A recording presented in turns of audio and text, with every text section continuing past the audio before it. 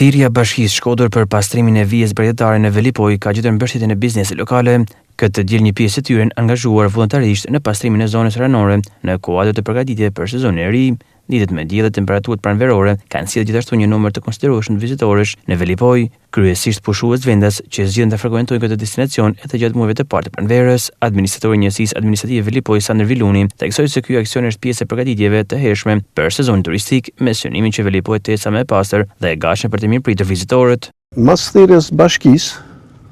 për me pastrua bregun e detit edhe ashtu janë përgjigjë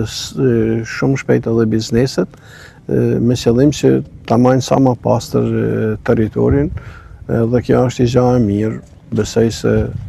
do të jetë diçka e mirë të bashkëpunuar dy palë bashkë edhe thirrja që ka bërë bashkia është një shumë të bizneset edhe kanë dalë kanë punuar saktë, kanë pastrua plazhin në mënyrë që njerëzit të jetë sa më pastër dhe sa më shpejt. Të pastrohet sa më mirë dhe sa më shpejt këto metjet që ka lënë deti dhe me qëllim që të jetë një sezon sa më i shpejt që të vinë njerëzit ta shohin me atë synin që këtu është më e pastër. Duhet me i falenderua bizneset sepse janë përgjigjë thirrjes bashkisë